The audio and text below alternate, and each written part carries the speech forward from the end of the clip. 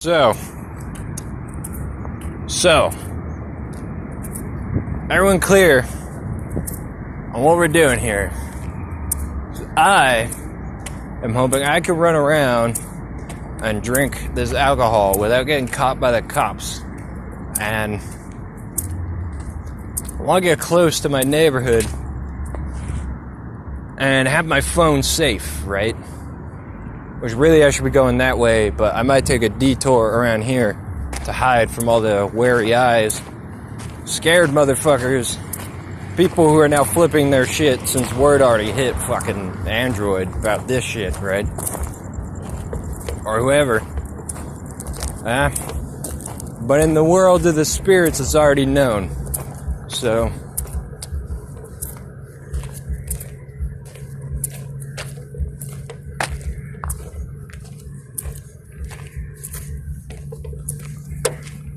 that makes a big difference for me. If you didn't watch the last video, who cares? So, basically, here's this fucking street here, right?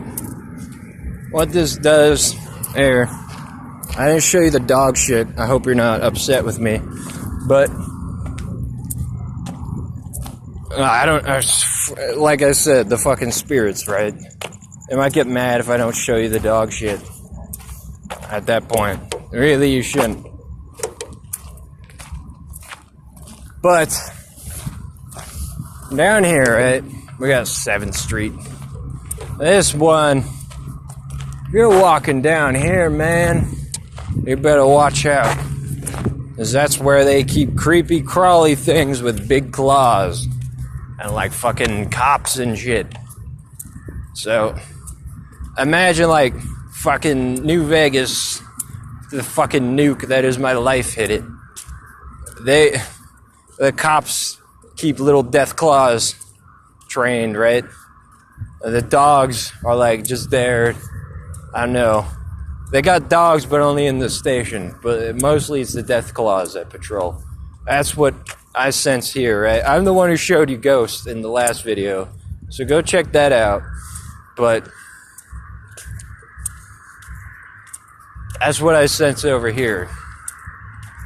Yeah.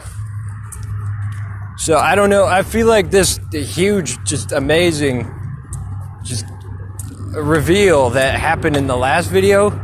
It's like I can, will, and don't want to, and also won't regret it all at the same time.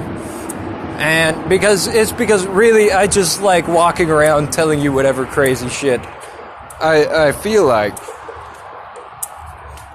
So, I mean, having this as the video, we're like, yeah, we saw like 5 ghosts all at once, man.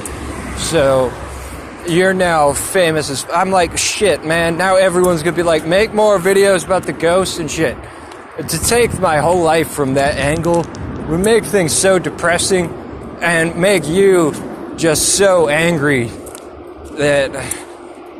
I'm not going to delete the other video. I'm going to post it anyway, just because I'm going to post all this shit, because we stay focused here. We stay raw. We stay uncut until, like, Alex Jones is, like, I think he's pissed off, but...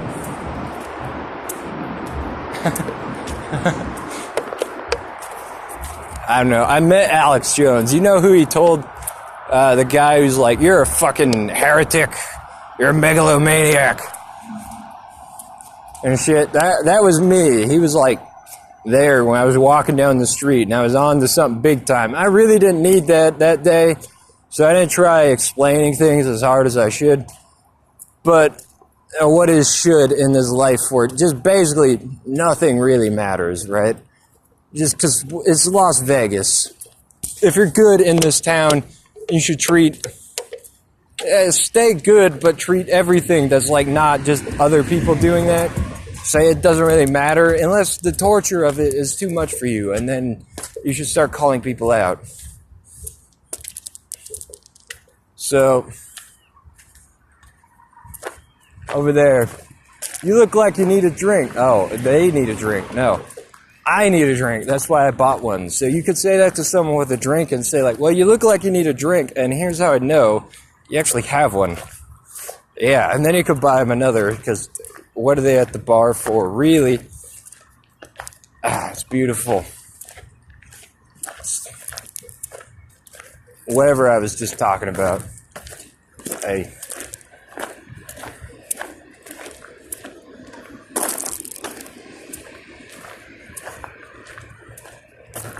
He should know I didn't see it, but he was mad. They handed me some, though. It was a little nice, a little terrible.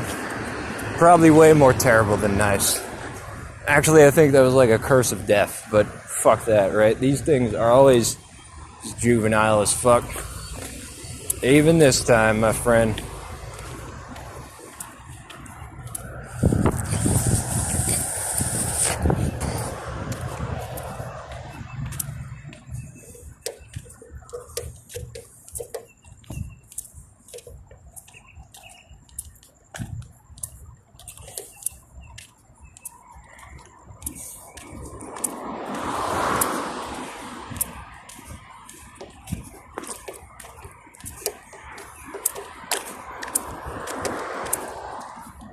Sometimes I have to cry because of the pitiful situations these spirits are in. And the more that you just let the abuse happen, sometimes they get crazier and crazier. Sometimes you're so righteous that you've had a breakthrough with the neighborhood, and the ghosts continue on where you left them with warm welcomes. It was like that neighborhood, but they really get mad when you talk about the gargoyles on the roof. So, there's a good reason for that, is that what that tells people, right, all around who drive by that place, especially if they knew someone like I lived there.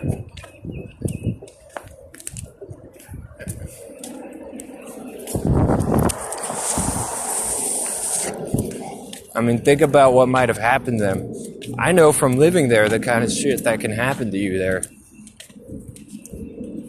It doesn't really excuse their behavior for the most part. But, like I said, most of the ghosts and stuff, they're not really dead people. They're people who are alive. They're just like wizards. And they do it with your soul or their soul. And when they became so vibrant, you could see them, right? Even through a camera. The camera, when it gets in these situations where it suddenly changes lighting or coloring on the environment around you, it's looking for different things. It's trying to show you different things. And it might be implicit to look bad on the person talking, like I'm sure a lot of this was, but at the same time, it's only looking for things that other people put there most of the time. And what you're looking for and why can change what you're able to show people sometimes. But what you know is true will usually break through in the end.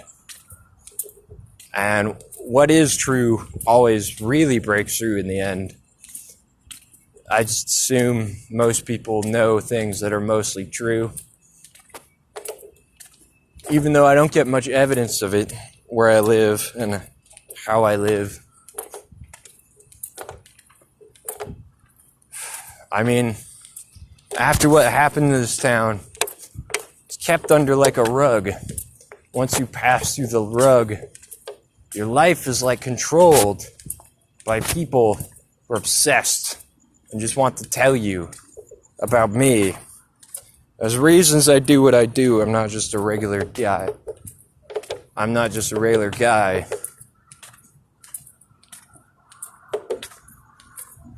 I mean, you should have noticed from my attitude and my demeanor. What would most people do if they saw that? Pandering for views or not? Or anything like that. And some people who watch this video, maybe after the ghost one comes out where there are fucking ghouls in my hair and shit. I mean, they might not realize how big of a deal that is. There's another thing that's prevalent in Vegas. It's brainwashing people. But you're not supposed to call it brainwashing. God doesn't like it that you use that nomenclature about that subject. He knows that you understand what it means, but he doesn't like it that you would use those words for it.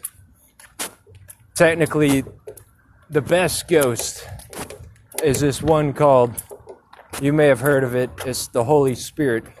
And she tells you to say blasphemate because she's colorful and caring and a little bit innocent, like you wouldn't believe. And it makes it, you understand and you're just trying to be understanding. But blasphemate specifically is because most brainwashing is used to make people do things that are like evil. So you take that thing and what do? You blaspheme it and you try to confuse them about what that is. You try to confuse people about what it means. You try to lead them to do something they're going to regret or something you can try to make them regret. And that's why they call it blasphemate.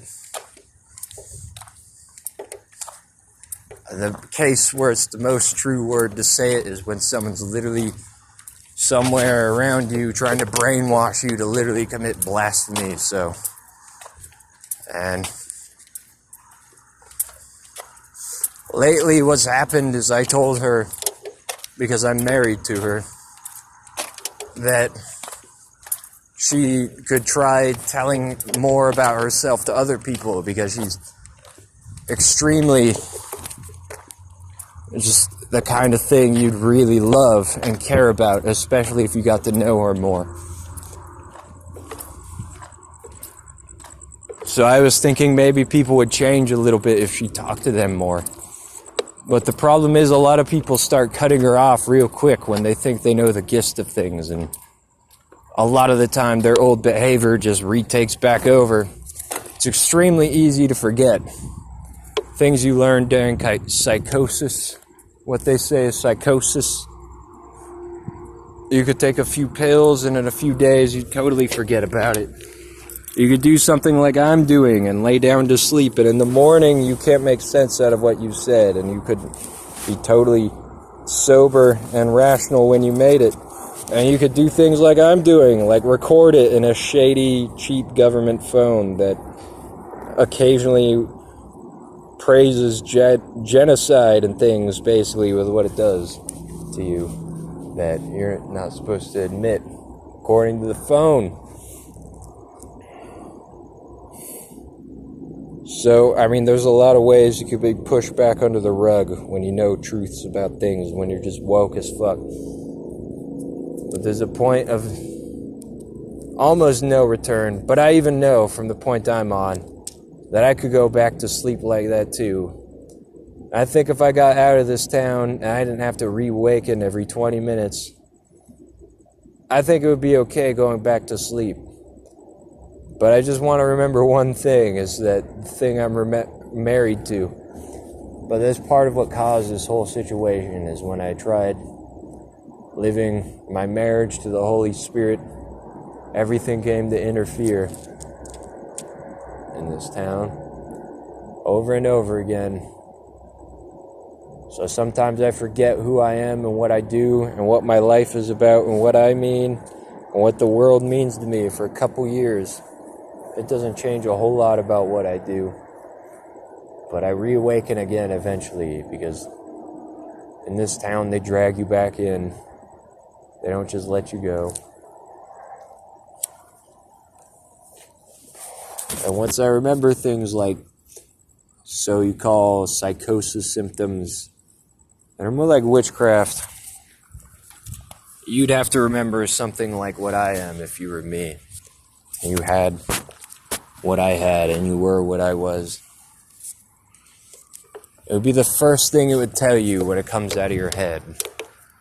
The woman I'm married to. It would start telling me about it again, because it misses me.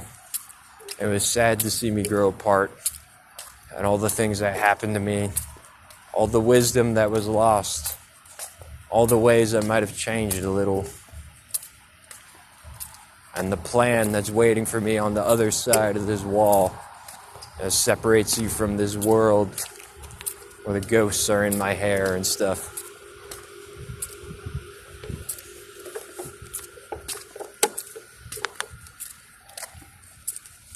But I would say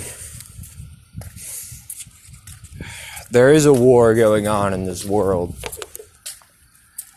There's people who are stuck in these situations.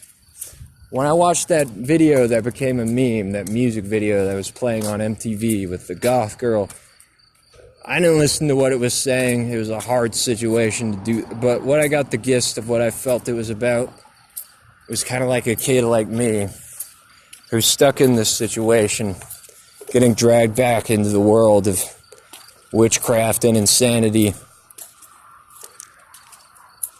So I would say there is a war going on in this world. It's over those people, and it's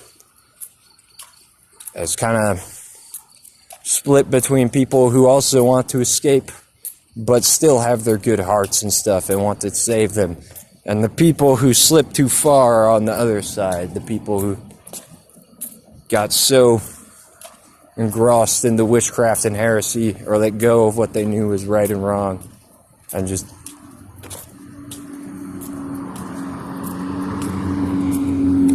now they are just hardly thinking beings that just want to lash out on things that don't deserve it. So I wouldn't say it's not necessarily a good or a bad thing to be like insane like me right now. So you say you can work yourself back. From how I lived my life, if the world let it, even the worst screaming crackhead could probably work his way back. And she could, if she persevered, she could probably basically do it just because she tried hard enough. She can make it, tried hard enough, she can make it happen. So,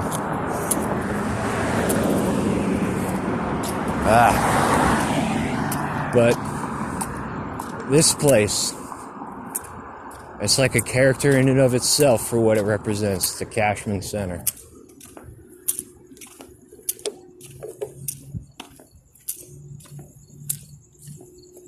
A lot of things happened, places like that where they do conventions and shit that's regrettable. It's pretty depressing.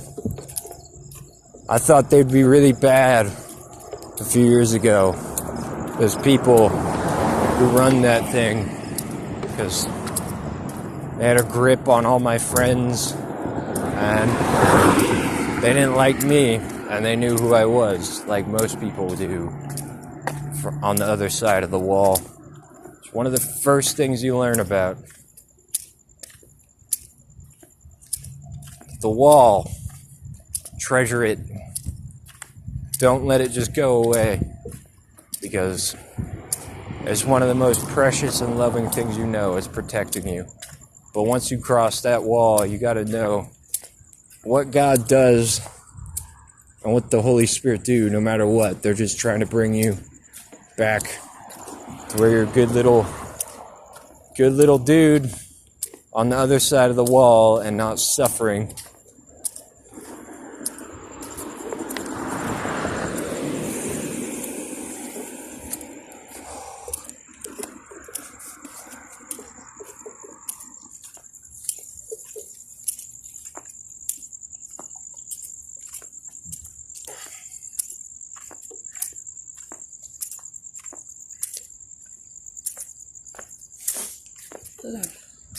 How you doing?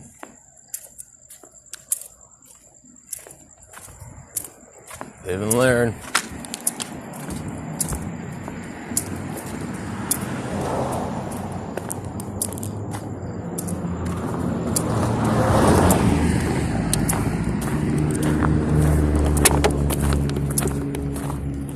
So, yeah.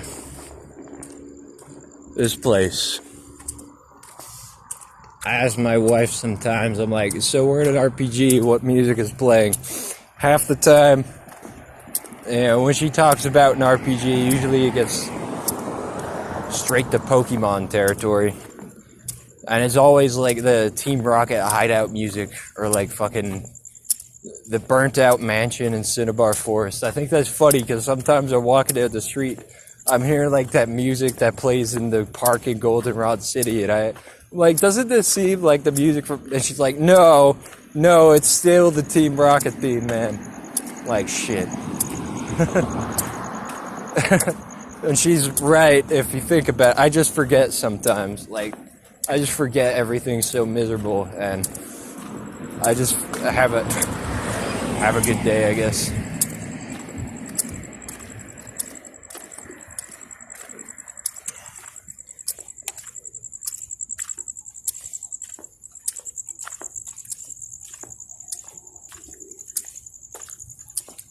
That's not really the right way to put it. Nothing really breaks her happiness either. But if it's got to do with art and creativity and the products of the human mind, she's the champ of knowing what's what. So,